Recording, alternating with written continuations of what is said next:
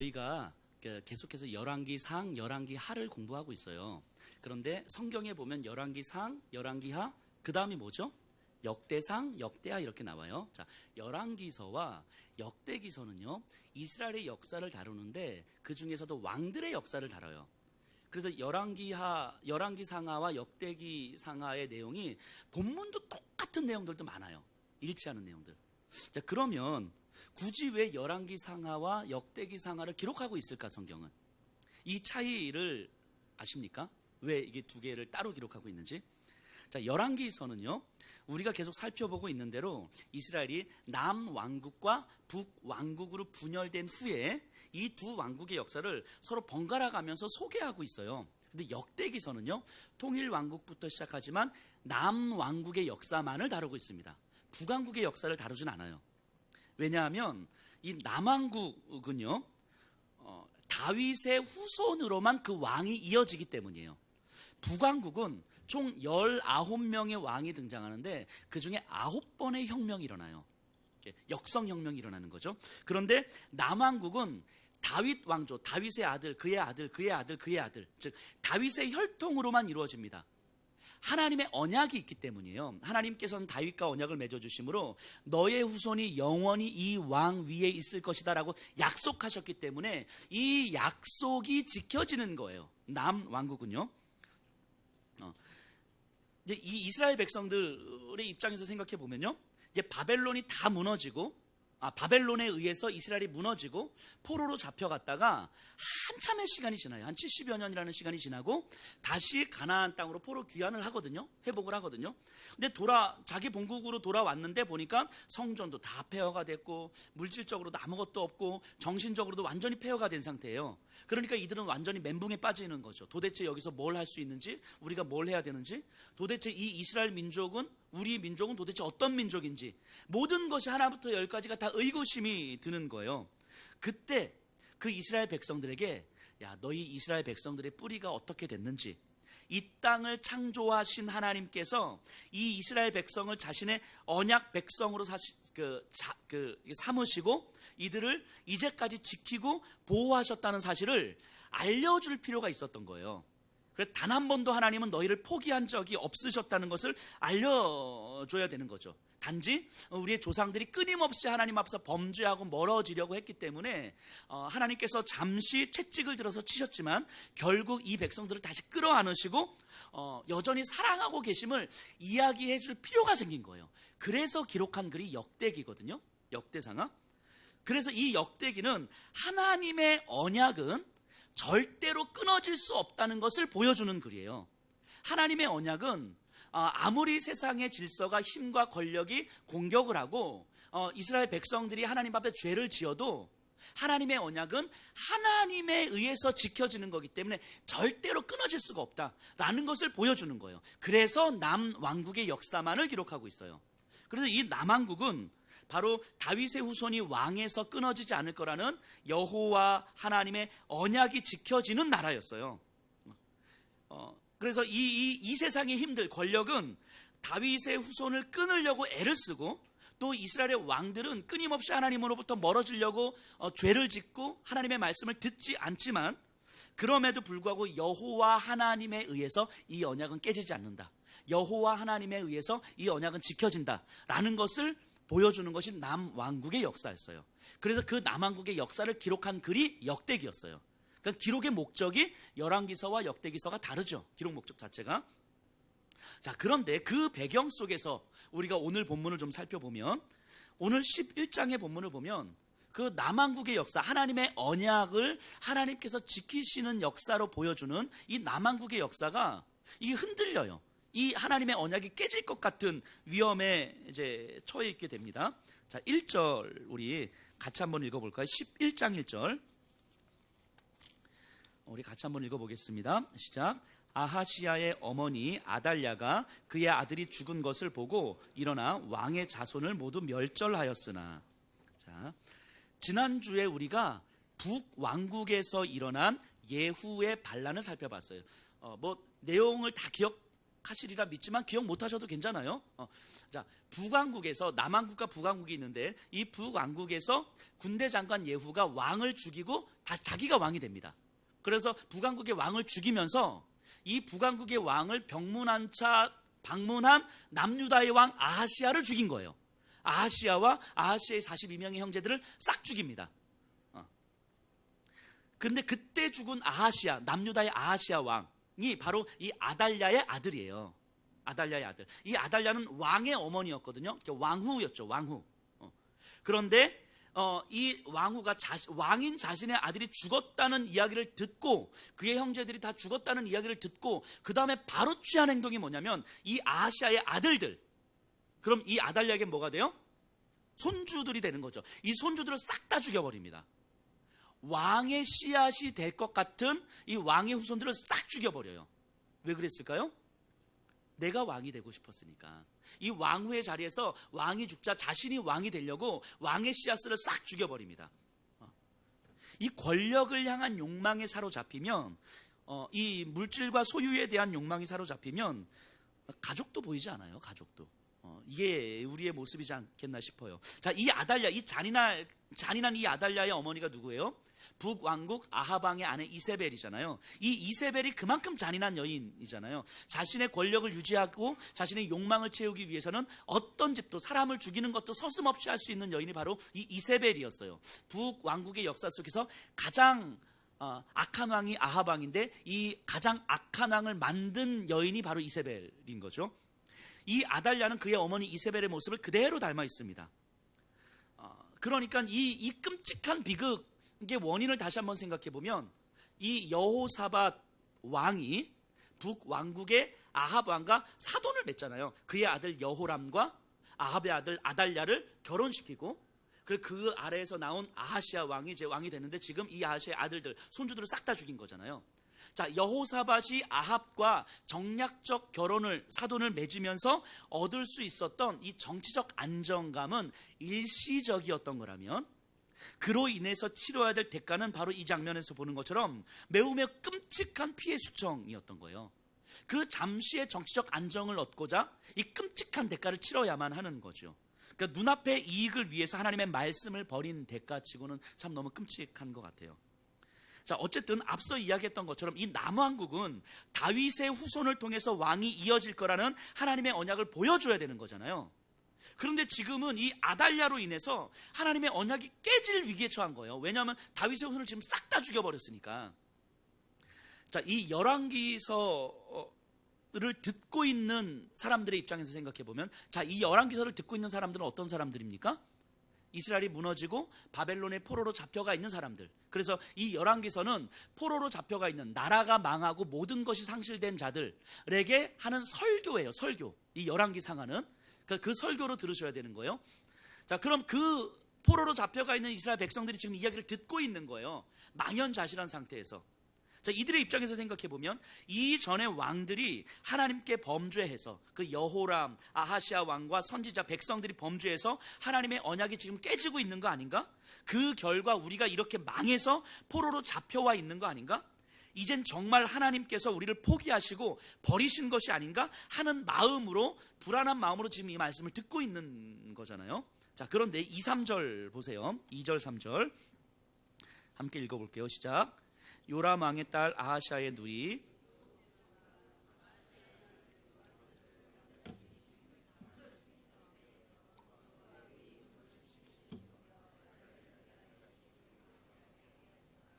요아스가 그와 함께 여호와의 성전에 6년을 숨어 있는 동안에 아달랴가 나라를 다스렸도다.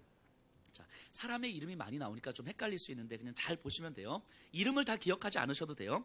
자, 근데 보니까 아하시야의 누이 여호세바, 그러니까 아달랴의 아들 아하시야의 누이, 그러니까 아달랴의 딸이죠. 근데 막 친딸은 아니었을 것 같아요. 그 당시에 왕은 여러 처첩들을 뒀기 때문에 아하시야의 배다른 누이였을 것 같아요. 어쨌든 족보상으로 보면 아달랴의 딸인데, 아하시야의 누이 여호세바가 있는데 왕자들이 다 죽어가는 상황 속에서 이 깐난쟁이 아기가 한 명 있었던 것 같아요. 요아스라고 하는 깐난쟁이 아기. 저 아이 하나는 내가 살려야 되겠다라는 생각을 해서 그 살육 가운데 그 아기 요아스를 몰래 빼내서 성전 안에 있는 제사장의 침실에서 몰래 숨깁니다. 자, 이 여호세바는 그럼 요아스의 뭐가 되는 거예요? 고모가 되는 거죠. 고모. 자기 아빠의 누이니까. 자, 우리가 나중에 살펴보겠지만 이 누이 여호세바의 남편은 여호야다라고 하는 제사장이에요. 제사장. 근데 아달랴는 누구를 섬기는 사람이냐면 바알신을 섬기는 사람이에요. 남유다에 와서 바알신을 섬기는 사람. 지금 바알신을 섬기는 자가 나라를 다스리고 있잖아요. 그러면 이 나라에서 권세를 잡는 자들은 누구겠어요? 당연히 바알의 선지자들이죠. 그럼 여호와의 선지자들은, 여호와의 제사장들은 어때요? 찬밥 신세인 거죠. 완전히 유명무실한 이름만 제사장으로 있는 힘없는 자일 거예요. 그러니까 지금 현재 여호야다라고 하는 제사장과 그의 아내 여호세바, 깐난쟁이 요아스를 숨겨놓은 이 여호세바는 사실 아무런 힘도 없는 유명무실한 제사장이 위치에 있는 거예요. 그런데 저 왕자들이 죽어가는 모습을 보면서 저 아기 하나만큼은 살려야겠다는 생각으로 몰래 빼돌렸죠. 이거는 이제 목숨을 건 행동이었을 거예요. 그리고 그 성전 안 제사장의 침실에서 무려 6년 동안을 숨어 지냅니다. 그리고 그동안 아달랴는 자신이 왕이 돼서 이 남유다를 다스려요. 어떻게 다스렸겠어요? 이거는 뭐 뻔한 거예요. 굉장히 포갑적 정치를 했을 것이고요. 자기 욕망에 따르는 정치를 했을 것이고, 자기 측근들을 중심으로 해서 이 남유다를 바알의 나라로 만들어 갔을 거예요. 지금 현재 이 상황을 보면 다윗과 맺은 하나님의 언약이 거의 깨질 위치에 지금 처해 있는 거예요. 그런데 아무런 힘이 없는 여인 하나가 이제 막 갓 태어난 아기인 왕자 요아스를 몰래 숨긴 거예요. 자, 이 남왕국의 모든 권력을 가진 아달랴의 그 피해 숙청 앞에서 너무도 초라한 아기와 그의 고모 이 여호세바는 정말 말 그대로 바람 앞에 촛불과 같은 신세 아닙니까? 자, 다윗의 후손이 지금 살아남기는 했어요. 지금 요아스라고 하는 깐난쟁이 살아남기는 했지만 이 앞으로 살아갈 날들이 훨씬 더 절망인 상태가 지금 이 상황이잖아요. 이 상황에서 하나님의 언약이 깨지지 않으려면 요아스가 왕이 돼야 되거든요. 다윗의 후손이 요아스가 왕이 돼야 되는데, 이게 이 요아스가 왕이 되기는커녕 이 아달랴의 폭정 앞에서 과연 살아는 남을 수 있을 것인가 하는 걱정이 먼저 앞서는 거예요. 이 상황이. 그래서 여호세바를 통한 요아스의 생존은 정말 아슬아슬한 이 가느다라 신라 같은 줄을 잡고 가는 듯 탄 상황인 거예요.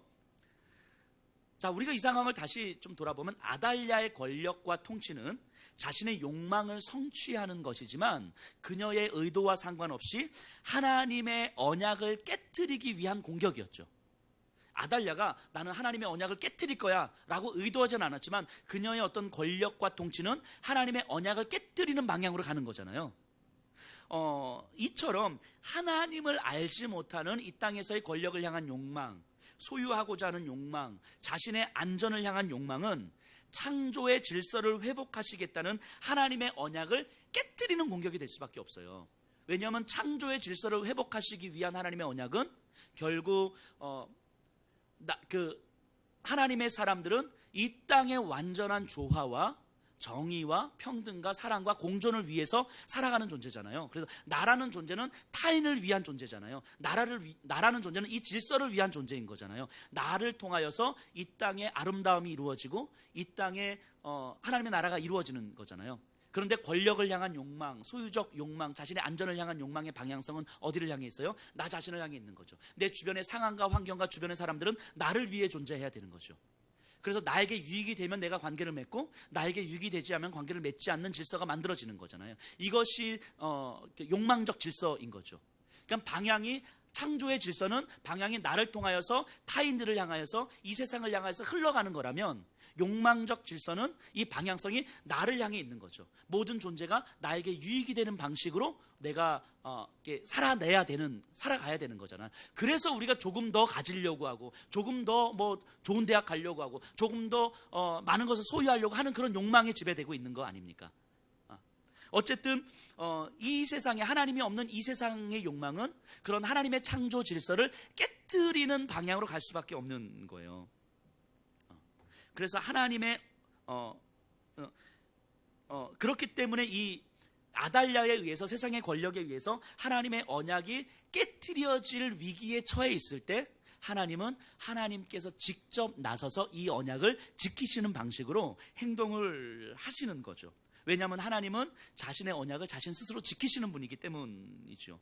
하나님은 하나님의 방식으로 하나님의 일을 감당하시는 거예요. 우리가 볼 때는 굉장히 아슬아슬해 보이는데 이 성경은 보이지 않는 거대한 하나님의 말씀의 힘이 이 묵묵히 흘러가고 있음을 이제 보여주는 거죠. 현실적 가능성이 전혀 없어 보이는 상황을 통해서 하나님께서 이 언약을 어떻게 지켜나가시는지를 성경은 우리에게 보여주는 거예요. 자, 그럼 이 반전의 역사가, 반전의 사건들이 어떻게 이루어지는지 한번 우리가 조금만 더 살펴볼게요. 4절이에요. 자, 7째 해에 여호야다가 사람을 보내 가릿 사람의 백부장과 호위병의 백부장들을 불러데리고 여호와의 성전으로 들어가서 그들과 언약을 맺고 그들에게 여호와의 성전에서 맹세하게 한 후에 왕자를 그들에게 보이고, 뭐 좀 자세한 상황들은 좀 이따 살펴볼 텐데요. 자, 7째 되는 해라고 나옵니다. 자, 그럼 이제 한 6년 정도를 진짜 죽은 듯이 보냈어요. 걸리지는 않을까 노심초사하면서 숨죽여 보냈을 거예요. 그렇게 여호와의 성전 안 제사장이 침실해서, 생각해보세요. 깐난쟁이 애기가 지금 7살이 됐어요. 6년이 지나서 그 성전 안 여호와의 침실 안에서 6년을 지내고 있는 거예요. 이거 얼마나 답답했을까 싶어요. 자, 그런데 한번 여기서 다시 생각해보면 어떻게 이 깐난쟁이가 6년을 7살이 될 때까지 자라는데 안 걸릴 수 있었을까요? 어떻게? 뭐 울기도 했을 것이고 텐데. 자, 이 당시 배경을 생각해보면 여호와의 성전은 이미 그 기능을 상실했잖아요. 바알의 산당이 나라의 중심이었고 여호와의 성전은 기능을 상실했고 무너졌어요. 그리고 바알 숭배자였던 아달랴는 여호와의 성전은 부정탄다고 해서 얼씬도 안 했을 거예요. 그러니까 이 여호와의 성전은 완전히 방치된 곳이었죠. 그러니까 이 아달랴의 폭압적 통치 아래서 그 거룩했던 여호와의 성전은 완전히 방치된 곳이고 폐허와 마찬가지인 공간이 돼버린 거예요. 완전한 절망의 공간이 돼버렸죠. 근데 그렇기 때문에 오히려 훨씬 더 안전한 장소였던 거죠. 그러니까 절망의 장소가 유일한 소망의 장소가 됐던 거예요. 이 남유다 왕국 그 어디에서도 여기 여호와의 성전만큼 안전한 곳이 없는 거죠. 왜냐하면 여호와의 성전만큼 버려진 곳이 없으니까, 여호와의 성전만큼 폐허가 된 곳이 없으니까 완전한 절망의 장소가, 완전한 유일한 소망의 장소가 된 거예요. 우리의 시선으로 볼 때는 완전한 절망인데 이 절망의 장소를 하나님의 시선으로 다시 보니까 소망이 시작되는 거예요. 이게 하나님의 일하심이죠. 기가 막히죠. 때로는 우리가 이렇잖아요. 하나님은 이미 우리를 다 흔들어 놓고 우리를 비참함과 절망함을 경험하게 해놓고서, 그래서 거룩한 성전을 다 무너뜨려 놓고서, 그리고 오히려 거기서 하나님의 언약을 다시 시작하게 하시는 거예요. 우리의 마음을 불안하게 해놓으시고 어쩔 줄 모르게 답답하게 만들어 놓으신 다음에 그리고는 다시 하나님을 바라보게 하시는 거예요. 그 자리에서 하나님을 바라보게 하실 때에 내 시선이 이 현실과 상황과 나에 집중되어 있었구나라는 것을 깨닫게 되는 거죠. 내 시선이 내 문제에, 내 상황에, 내 현실에 집중되어 있었을 때에 이 상황을 하나님은 절망으로 끌고 가시고 거기서 상황을 바꾸어 주시는 것이 아니라 우리의 시선을 바꾸어 주시는 거죠. 내 시선이 하나님을 바라보고 하나님의 시선으로 내 현실을 다시 바라봤을 때 내가 절망이라고 여겼던 이 현실이 유일한 소망일 수 있는 거구나. 내가 절망이라고 여겼던 이 장소가 유일한 소망의 장소가 될 수 있는 거구나 라는 것을 깨닫게 하시는 거예요. 그때 우리가 고백하는 말은 이건 하나님이 아니면 안 되시는 거구나. 하나님만이 하실 수 있는 방법으로 나에게 일하시는 거구나. 그 방법이 아니면 하나님으로부터 온전히 다시 시작할 수 없기 때문인 거겠죠. 하나님께서 그것을 분명히 아셨겠죠. 우리의 시선을 가지고 살아가는 그 삶, 그것이 절망으로 치닫지 않으면 우리는 여전히 하나님의 시선을 회복할 수 없을 거라고 하나님은 분명히 아셨기 때문일 거예요. 그래서 결국 하나님은 우리에게 하나님을 바라보고 그 하나님의 시선으로 다시 내 현실을 바라보라고 말씀하시는 거예요. 그래서 현실에 집중되어 있는 우리의 눈을 절망까지 끌고 가시고 거기서 하나님을 보게 하시는 거죠. 예수님의 십자가의 죽음이 바로 그런 의미 아닙니까? 제자들을 한번 생각해 보세요. 예수님의 제자들. 예수님을 쫓기 위해서 가족도 버리고 직업도 버리고 예수님을 쫓아갑니다. 예수님과 새로운 세상을 만들 수 있을 거라고 믿었기 때문이에요. 그래서 자신들의 힘을 예수님께 보태서 우리의 힘과 예수님의 그 능력이 합쳐지면 완전히 새로운 세상이 만들어질 거라고 믿었기 때문이에요. 그런데 제 제자들이 예수님과 함께 계속 다니는데 예수님은 제자들의 기대와는 조금씩 다르게 행동합니다. 세리들과 어울려요. 자, 당시에 세리들과 어울린다는 것은 무슨 의미입니까? 세리 취급받는다는 거잖아요. 세리들이 어떤 사람들이었어요? 이렇게 손가락질 받고 무시당하고 인간 취급받지 못했던 사람들인 거잖아요. 그러니까 예수님이 그들과 어울려. 그러니까 예수님도 세리 취급받는 거예요. 그러니까 자연스럽게 제자들도 그 세리 취급받는 거죠. 예수님이 가늠한 여인들의 편을 들어주셔. 몸을 파는 여인들의 편을 들어주셔. 그럼 예수님도 그들과 같은 취급을 받는 거잖아요. 그럼 자연스럽게 제자들도 가늠한 여인이나 몸을 파는 여인들과 같은 취급을 받고 있는 거잖아요. 그 제자들이 예수님을 쫓아다니는데 때로는 좋았고 때로는 좋았던 기억도 있지만 사실은 점점 시간이 가면 갈수록 이게 뭐 하는 거지? 내가 지금 이러려고 예수님을 쫓아다니나? 이렇게 해서 정말 내가 수치스럽고 사람들에게 손가락질을 받고 있는 이러려고 내가 예수님을 쫓아다닌 거 아닌데, 이런 고민들과 생각들을 계속하지 않았겠습니까? 그렇기 때문에 때로는 가룟 유다의 배신이 한편으로는 좀 이해가 되기도 해요. 모든 것을 버리고 예수님을 쫓았는데, 그래서 뭔가 새로운 나라가 만들어질 거라고 믿었는데 가면 갈수록 세리 취급받고 사람들이 손가락질하고 욕하고 나에게 남는 건 하나도 없는 것 같고, 이대로 끝까지 예수님 쫓아가면 인생 종칠 것 같은 불안함이 확 들어오지 않았을까 싶은 거예요. 그래서 여기까지이겠구나, 그리고 본전 생각도 나지 않았을까 싶기도 하고, 뭐 그게 전부는 아니었겠지만 그런 마음이 가룟 유다에게 들지 않았겠어요? 그래서 예수님을 배반하는 것이 어찌 보면 매우 당연한, 다른 제자들도 아마 가룟 유다와 같은 그런 마음이 들지 않았을까 하는 생각을 합니다. 근데 급기야 예수님은 십자가에서 온갖 고문과 수치를 당하시면서 죽으셨잖아요. 이 십자가는 당시에 어떤 의미였어요? 저주받은 거잖아요. 저주받은 것. 하나님의 메시아라고 생각했고, 예수님과 함께하면 모든 것을 이룰 수 있을 거라고 생각했고, 완전히 새로운 나라를 만들 수 있을 거라고 생각했는데, 사실 알고 보니까 하나님의 저주를 받은 자야. 우리가 쫓았던 선생님이. 이때 느꼈을 이 좌절과 절망과 이 무기력함과 억울함, 이걸 어떻게 우리가 설명할 수 있겠습니까? 이제까지 시간이 모두 다 헛수고요, 억울함이요, 그 완전히 우울증 오지 않았겠어요? 제자들이 감당할 수 없는, 더 이상 그곳에서 견딜 수 없는 상황이었죠. 그곳이 예루살렘이었잖아요. 예루살렘. 그래서 제자들에게 예루살렘은 좌절과 절망의 공간이고 수치와 모욕의 공간이죠. 예수 그리스도의 저 십자가는 우리를 완전히 패배자로 만든 사건이잖아요. 그런데 하나님은 그 십자가의 죽음, 그 자리에서 오직 하나님만이 하실 수 있는 방식으로 일을 하셨던 거예요. 무덤 바로 거기서 다시 살아나심으로 제자들에게 오직 하나님으로만 가능한 일을 보여주신 거예요. 너희들의 힘을 보태서, 너희들의 능력을 보태서 그래서 뭔가 새로운 나라를 만들어가는 것이 아니고 오직 하나님만으로 가능한 삶, 그 너희들의 시선이 여전히 현실에 집중되어 있고 나의 능력에 집중되어 있고 내가 무언가를 해서 이룰 수 있을 거라고 생각하는 너희들의 시선을 하나님께서는 절망으로 끌고 가신 거예요. 완전히 깨뜨려 주신 거죠. 그리고 그 절망의 공간에서 오직 하나님만으로 가능한 방식, 그 부활의 방식으로 제자들에게 다시 나타나신 거죠. 그래서 제자들에게 너희들의 힘을 보태서 하는 것이 아니라 오직 나의 방식으로 내가 나의 언약을 지켜가는 거라고 말씀하시는 거예요. 그래서 부활의 예수님을 경험하고 나서야 제자들은 십자가의 죽으심으로 인해 자신들의 죄의 문제가 해결되지 않고서는 절대로 하나님의 일을 경험할 수도 없고 하나님의 말씀에 순종할 수도 없음을 깨닫게 됩니다. 부활의 예수 그리스도를 경험하지 않고서는 여전히 내 힘을 가지고 내가 무언가를 할 수 있다라고 하는 그 생각을 가지고서는 절대로 하나님의 말씀을 깨달을 수도 없고 하나님의 말씀에 순종을 할 수 없다는 것을 깨닫는 거예요. 자, 예수님께서 부활하신 다음에 제자들에게 뭐라고 말씀하시냐면 너희는 예루살렘을 떠나지 말고 이곳에서 아버지의 약속하신 것을 기다리라, 이렇게 말씀하시거든요. 자, 예루살렘을 떠나지 말라 이렇게 말씀하세요. 자, 예루살렘이 제자들에게 어떤 공간이라고요? 좌절과 절망의 공간이고 수치와 모욕의 공간이잖아요. 우리에게도 그런 장소들이 있죠. 기억나는 장소들. 그 장소만 생각나면 얼굴 빨개지고 막 그런, 저한테 그런 장소가 있긴 한데 예전에 예수님 만나기 전에 일이었어요. 그래서 모 아파트 놀이터 앞에 새벽 1시에 가서 야, 네가 어떻게 나를 버릴 수가 있어?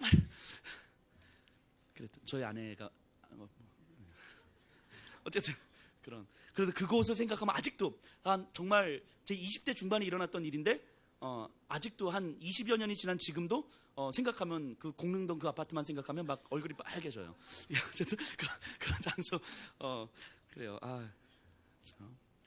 자, 어쨌든 우리 아내하고 제자반 하시는 분들은 이런 얘기 하지 마세요. 자, 어쨌든 그런 장소, 그 제자들에게 있어서 그 예루살렘이라는 공간은 피해야 될 공간이잖아요. 근데 예수님은 거기서 떠나지 말라라고 말씀하세요. 너희들이 좌절을 경험했던 공간, 절망을 경험했던 공간, 수치와 모욕으로 경험했던 그 공간, 그 공간에서 기다리라고 말씀하시는 거예요. 그 공간이 어떻게 너희들에게 소망의 공간이 되는지를 기다리라고 말씀하시는 거예요. 제자들 입장에서 보면 갈릴리로 가서 다른 지역으로 가서 시작하면 될 것 같거든요. 근데 예수님은 그러지 않으셨어요. 너희들이 실패했던 그 자리가 하나님으로 인한 소망의 자리가 될 거라고 확신하셨던 거예요. 다른 자리로 옮기면 자기들의 힘으로 만들어가는 거잖아요. 또다시 너희들의 힘이 조금도 들어가지 않은 오직 하나님의 방식으로 일하는 하나님의 소망을 너희가 경험하게 될 거다라고 이야기하는 거죠. 그래서 예루살렘에서 떠나지 않고 기다렸던 이 제자들이 기도하면서 모여있던 제자들이 오순절 마가의 다락방에서 모일 때 어떤 일이 벌어집니까? 성령이 불같이 역사하셔서 각 사람에게 임하였을 때에 그 예루살렘에 모여있는 수많은 사람들에게, 이 사람들이 이 제자들에게는 두려움이었고 무서움이었었잖아요. 근데 그런 사람들에게 담대하게 일어서서 예수 그리스도에 대해서 전하고 당신들이 예수를 십자가에 못 박았다고 담대하게 이야기하는 거잖아요. 완전한 그 사람들과 이 세상의 시선과 권력으로 인하여서 좌절과 절망했던 그 자리에서 오히려 세상을 향하여서 담대하게 승리를 외치고 십자가를 외치고 복음을 외치는 소망의 삶이 만들어지는 거예요. 즉 예루살렘은 제자들에게 있어서 절망과 이 소망의 경계 지점인 거죠. 그 완전한 절망이었지만 완전한 소망의 자리였다고요. 이전까지는 하나님이 아니라 제자들이 자신들이 하고 싶었던 것을 쫓았을 뿐이라는 걸 깨닫게 되는 거예요. 저희 아들이 5학년이거든요. 초등학교 5학년. 그런데 요리하는 걸 되게 좋아해요. 자기 동생, 초등학교 1학년 동생 막 요리도 해주고 막 계란도 해주고 그러거든요. 근데 어느 날 엄마가 너무 피곤한 거예요. 그래서 비니가, 아들이 이름이 빌인데 비니가 엄마한테 엄마 내가 비빔밥 해줄게 이런 거예요. 그래서 얼마나 고마워요. 그래서 그래. 그래서 이렇게 있는데 비니가 이제 비빔밥을 하려고 하니까 밥이 있고 이렇게 뭐 계란이 있는데 나물이 없는 거예요. 나물. 얘가 볼 때는 비빔밥은 나물이 있어야 되거든요. 근데 집에 보니까 엄마 나물 없으니까 나물이 없는 거예요. 그래서 비니가 엄마한테 엄마 나물 좀 사다 줘. 아니 피곤해 죽겠는데 그래서 아니 나물 없어도 비빔밥 할 수 있어. 근데 얘 생각에서는 나물이 없으면 비빔밥이 안 되는 거예요. 그러니까 어떤 생각이냐면 나는 엄마한테 비빔밥을 해주고 싶은데 엄마가 안 도와주는 거야 지금 얘 생각, 이걸 가지고 30분을 실갱을 하더라고요. 엄마하고 아들이 30분을. 근데 결국 나물 없이 먹더라고요. 나물 없이. 그래서 비니는 여전히 비빔밥을 한 게 아니야, 그냥 볶음밥인 거야, 그냥. 자, 근데 이 이야기를 들으면서 어떤 생각이 났냐면 우리가 하나님을 대하는 모습이 이렇지 않을까라는 생각이 드는 거예요. 우리가 하나님을 위해서 뭔가를 하고 싶은데 하나님이 안 도와주시는 거야. 내가 선교를 하고 싶은데 하나님께서 시간을 안 주셔. 하나님께서 돈을 안 주셔. 내가 누군가를 용서하고 싶고 사랑하고 싶은데 하나님이 마음을 안 주셔. 나는 하나님을 위해서 뭔가를 하고 싶은데 하나님이 안 도와주셔, 나를. 그래서 못하는 이런 모습이 바로 이런 거 아닐까 싶은 거예요. 하나님은 우리에게 너 그거 안 해도 돼. 없는 상태에서 네가 할 수 있는 걸 하면 돼 라고 말씀하시는데 아니래. 우리는 꼭 뭔가 있어야 돼. 하나님, 마치 비빔밥에 나물이 있어야 되는 것처럼, 그래서 엄마를 더 피곤하게 만드는 것처럼, 나물을 사와야 되는 것처럼, 마치 우리가 하나님을 위해서 무언가를 할 때 하나님께서 우리에게 뭔가를 주셔야 되는 거야. 계속 이런 생각으로 우리가 하나님 앞에 서 있는 건 아닌가 싶은 거죠. 그거는 뭐예요? 하나님만이 하실 수 있는 방법을 소망하는 것이 아니라 내가 할 수 있는 것을 기대하는 거죠. 내가 하나님 앞에 내 힘으로, 마치 부활을 경험하지 못한 제자들이 예수님을 쫓아갔던 것처럼. 그래서 예수님을 위해서, 새로운 나라를 위해서, 하나님을 위해서 무언가를 계속 하고 싶은데 그걸 방해한 사람이 누구였어요? 예수님이었잖아요. 예수님이 그걸 방해한 거잖아요. 예수님이 우리에게 여건을 허락하지 않으신 거잖아요. 그래서 나는 준비가 되어 있지만 예수님이 도와주지를 않아서, 예수님이 방해하셔서 하나님의 나라 일을 못했던 거잖아요. 제자들 입장에서 보면. 근데 그 모습을 깨달은 거죠. 깨달은 거예요. 이게 고린도전서 13장에서 사람이 감당할 시험 밖에는 너희가 당한 것이 없나니 오직 하나님은 미쁘사 너희가 감당하지 못할 시험 당함을 허락하지 아니하시고 시험 당할 즈음에 또한 피할 길을 내사 너희로 능히 감당하게 하시느니라. 이 말씀의 의미인 거죠. 감당할 시험 밖에는 너희가 당한 것이 없나니, 이 말씀을 우리는 너무 좋아하죠. 그래서 내가 힘들고 지치고 고난의 문제가 있을 때 그래도 하나님 내가 감당할 수 있으니까 이 상황을 허락하셨겠구나. 내가 감당할 수 있어. 끊임없이 자기 암시를 주죠. 자, 이런 말씀이 아니죠. 이 말씀은 우리가 감당할 수 있을 거라고 이야기하는 게 아니에요. 바울은 우리에게 뭘 이야기하는 거냐면 우리가 당하는 고통의 문제, 고난의 문제, 시험의 문제는 우리가 감당할 수 없는 거라고 이야기하는 거예요. 감당할 수 없다고. 시험 당할 쯤에 나갈 길을 주신다고 했는데 아무리 찾아보세요. 길 없어요. 여러분들에게는. 절망인가요? 우리에게는 길이 없어요. 이게 길인 것처럼 돈을 찾고 권력을 찾고 사람을 찾고 해봐요. 결국 길인 것 같지만 결국은 길이 아니라고요. 바울이 뭘 얘기하고 싶은 거냐면 우리가 감당할 수 없는 시험이 우리에게 주는데 감당할 수 있는 방식이 딱 하나 있더라는 거예요.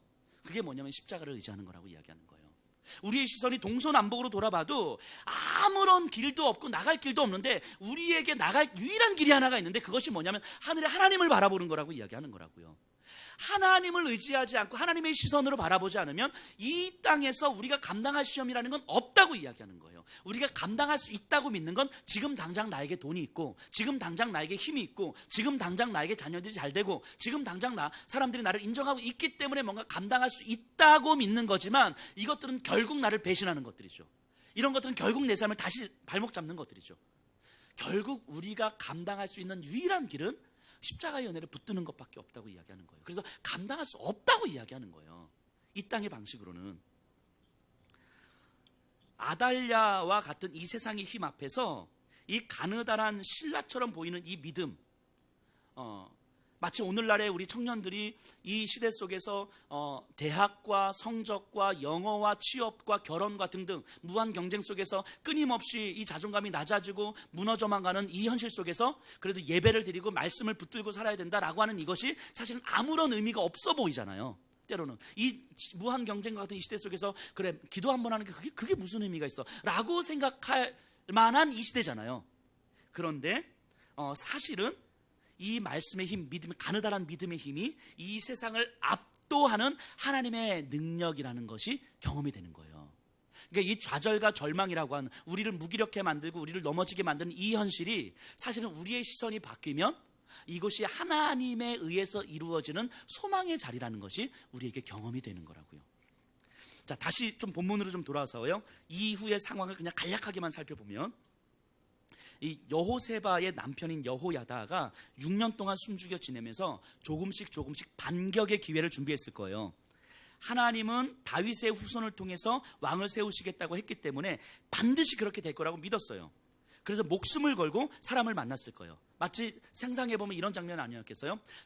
내 편이 될 사람들, 요아스를 왕으로 세울 수 있는 사람들을 만나서, 예를 들면 제가 우리 이수경 집사님 만나서, 자, 하나님이 다윗의 후손이 왕이 되어야 될 거라고 말씀하지 않았습니까? 사실 아무도 모르지만 다윗 왕의 후손이 한 명 살아있어요. 지금 이 얘기를 지금 하고 다니는 거잖아요. 그래서 사람들을 모으는 거잖아요. 근데 이 상황을 생각해 보세요. 그 말 한마디에 그 목숨이 달려있는 거잖아요.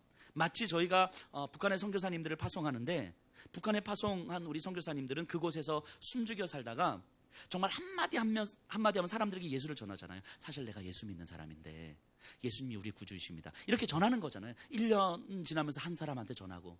근데 어느 순간 이 말이 다른 사람들에게 흘러가면 그냥 죽는 거잖아요. 이 말 한마디에 내 생명을 걸고 있는 거잖아요. 마치 지금 여호야다가 그런 상황 아니겠습니까? 자칫 이런 말이 아달랴의 귀에 들어가면 한 사람이라도 배신하면 그냥 죽음인 거예요. 요아스도 그냥 끝장나는 거죠. 그렇게 6년을 준비합니다. 그렇게 6년을 생명을 걸고. 그리고 7년째 되는 해에 그동안 모았던 사람들을 동시에 불러요. 이제 거사일인 거죠.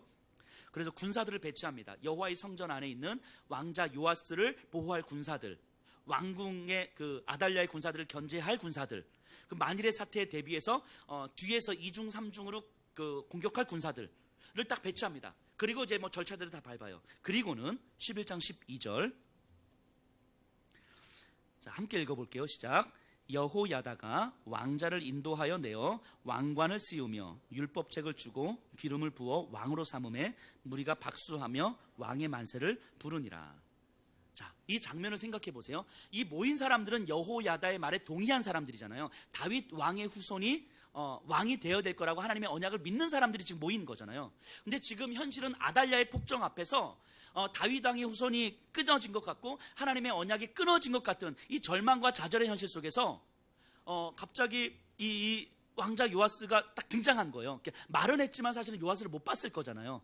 보여주면 안 되니까. 그래서 사람들이 모여있는 거사일에 뒤에서 이제 왕자 요아스를 데리고 와서 왕관을 씌우고 율법책을 주고 그리고 기름을 부어서 왕자를 세운 거예요. 이 사람들이 볼 때는 끊어진 것 같은 다윗의 후손, 깨어진 것 같은 하나님의 언약이 아니 지금 눈앞에 살아있는 거예요. 다윗의 후손이 살아있구나. 하나님의 언약이 깨진 게 아니구나. 아달랴의 그 폭정과 폭압과 권력과 그 욕망 앞에서도 하나님의 언약이 깨진 건 아니구나. 이것이 이들을 감격하게 만들지 않았겠습니까? 그래서 막 환호하고 박수치고 정말 하나님의 영광을 찬양하면서 여전히 하나님은 신실하신 분입니다. 이게 찬양하지 않았겠어요? 자, 이 요아스가 지금 몇 살이라고요? 7살이에요. 7살 왕이 도대체 뭘 할 수 있었겠어요? 그런데 그게 중요한 게 아니었다고요. 지금 상황은 요아스가 7살이냐 20살이냐 얘가 잘할 수 있느냐 없느냐가 문제가 아니라 하나님의 언약이 깨지지 않은 거구나. 하나님의 언약은 하나님에 의해서 지켜지는 거구나. 이게 지금 이들에겐 중요한 거라고요. 그래서 이들이 막 환호하면서 요아스를 왕으로 옹립합니다. 근데 이 이야기가 이제 아달랴의 귀에 들려요. 그래서 정신없이 달려나오죠. 달려나와서 이게 여호와의 성전으로 막 왔는데 이미 만반의 준비를 다 갖추고 있는 여호야다와 그의 세력이 아달랴의 군대를 제압하고 아달랴를 직결 처형합니다. 그냥 모든 권력을 다 가지고 있고 모든 나라를 좌지우지할 수 있을 것 같은 이 아달랴의 권력이 너무 허무하게 그냥 끝나버려요. 그냥 끝나요. 그냥 여기서 죽어서. 자, 이것이 하나님이 없는 인생과 하나님이 없는 힘의 결국 아닙니까? 하나님이 없는 인생, 하나님이 없는 그 힘은 지금 당장 나를 뭔가 있는 것처럼 보이고 지금 당장 내 존재를 가치 있는 것처럼 여겨도 결국은 허무하게 끝날 수밖에 없는 거죠. 하나님이 없는 인생이라고 하는 것. 21절 보세요. 요아스가 왕이 될 때의 나이가 7세더라. 7살 왕이 된 거죠. 근데 성경은 7살 왕이 뭘 얼마나 잘할 수 있느냐 없느냐 여기에 관심을 두지 않아요. 이 모든 과정이 하나님께서 진행하시는 과정 안에 있음을 보여주는 거죠. 여호야다라는 사람을 옆에 허락하셨고 6년이라는 시간 동안 사람들을 모아주셨고 적절한 때에 왕권을 다시 찾게 해주신 분은 바로 하나님 자신임을 말씀하고 있는 거예요. 깨어질 위기에 처한 언약을 하나님 스스로가 지켜 행하시는 장면을 지금 보여주시는 거죠. 하나님은 그 언약을 깨뜨리지 않으신다라고 말씀하시는 거예요. 그래서 요아스로 하여금 왕의 자리에 앉게 하신 거죠. 우리 성도님들과 가끔씩 대화를 하다 보면 이렇게 생각하시는 분들이 종종 계시는 것 같아요. 내가 용서하기 싫은 사람이 있어. 근데 저 사람 너무 싫어. 그런데 그 사람을 생각하면 마음이 불편한 거예요. 그럼 기도를 하면 하나님이 저 사람을 용서해라 라는 마음을 주실 거라고 확신이 되는 거예요. 그래서 기도하기가 싫다는 거죠. 이런 경험 있으세요? 누군가를 사랑할 수가 없어. 저 사람이 싫어. 근데 내가 기도를 하고 말씀을 깊이 묵상하면 하나님이 저를 사랑하라고 말씀하실 것 같아서, 그럼 내 마음이 더 불편해질 것 같아서 그래서 차라리 기도를 안 하는 거죠. 왜냐하면 저 사람을 사랑하는 게 상상이 안 되거든. 저 사람을 용서하는 게 상상이 안 되거든.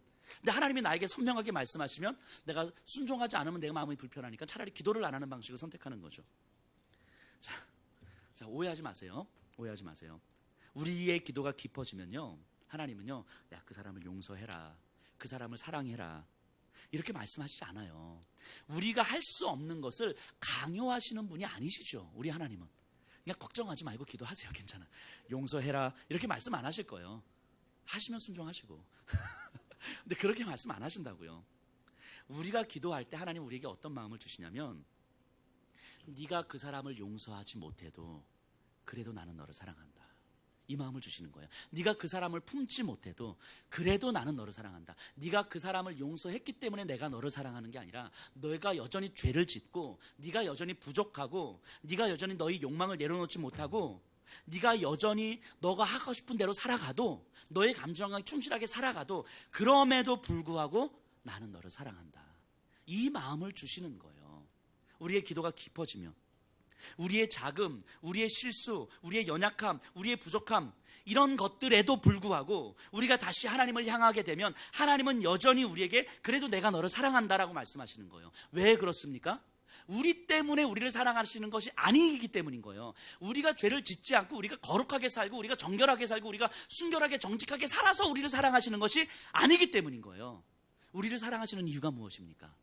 예수 그리스도의 십자가 때문에 사랑하시는 거잖아요. 사랑할 수 없는 우리를, 완전히 죄인된 우리를 당신의 아들 예수 그리스도께서 우리의 죄를 대신 지시고 십자가에 죽으심, 그 십자가의 은혜로 말미암아, 그리고 다시 살려주심으로 말미암아 그 십자가 위에서 하나님께서 언약을 맺어주신 거잖아요. 그 언약 때문에 우리를 사랑하신다고 말씀하시는 거잖아요. 그러니까 그 언약은 우리가 죄를 짓는다고 깨지는 게 아니라고요. 우리가 어떤 한 사람을 사랑하지 못하고 용서하지 못한다고 해서 깨지는 게 아니라고요. 우리가 부족하고 실수하고 무너지고 넘어지고 좌절하고 절망한다고 해서 그 언약이 깨지는 게 아니라고요. 그 언약은 하나님께서 하나님에 의해서 지켜가는 거예요. 하나님에 의해서. 근데 우리가 때로는 예배를 드리고 하나님 앞에 회개하고, 하나님 내가 이렇게 죄를 지었습니다, 용서해 주십시오. 그런데 월요일부터 똑같은 삶을 살아가. 근데 이것이 한 주의 문제가 아니라 1년, 3년, 5년, 10년, 20년, 30년 반복돼. 매주 내 삶의 문제가 예배 드리는 모습과 일상을 살아가는 모습이 너무 다른 거죠. 같은 죄에 계속해서 무너지고 같은 죄에 계속해서 걸리는 거예요. 내 마음이 아무리 해도 사랑하는 마음이 안 생기고, 누군가를 싫어하는 사람을 용서하는 마음도 안 생겨.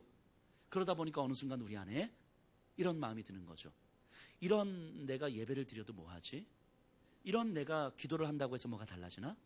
이런 내가 도대체 내가 지금 30년 동안 20년 동안 교회 다니면서 뭐하고 있는 거지? 이런 좌절과 이런 절망이 들어오죠. 이런 영적 무기력함이 들어오는 거죠. 하나님이 이때 이렇게 말씀하시는 거예요. 그 절망의 자리가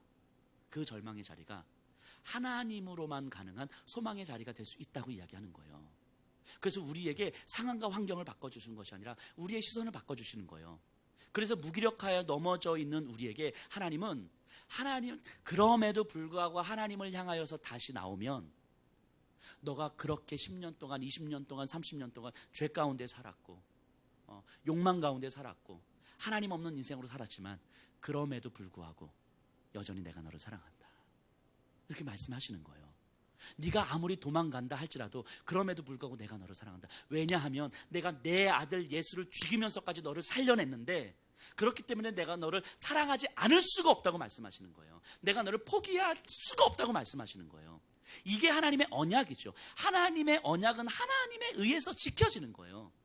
그런데 그 하나님의 말씀이 우리에게 들어오면, 하나님의 마음이 우리에게 들어오면 우리에게 감동이 일어나는 것이고, 이 감동이 우리의 마음을 변화시키는 거죠. 용서할 수 없는 사람을 우리에게 용서하라고 강요하시는 분이 아니시고, 우리를 사랑하시는 그 하나님의 마음이 우리에게 들어와서 우리에게 감동이 되면 그 마음이 용서하는 마음이 되는 거예요. 복음은 우리가 할 수 없는 것을 강요하는 것이 아니라 우리의 마음을 변화시키셔서 사용하는 거죠. 이게 복음이에요. 이게 우리를 향한 하나님의 사랑이죠. 하나님께서 언약을 지켜가시는 방식이라고요. 우리의 그 어떠한 힘을 요구하시는 것이 아니에요.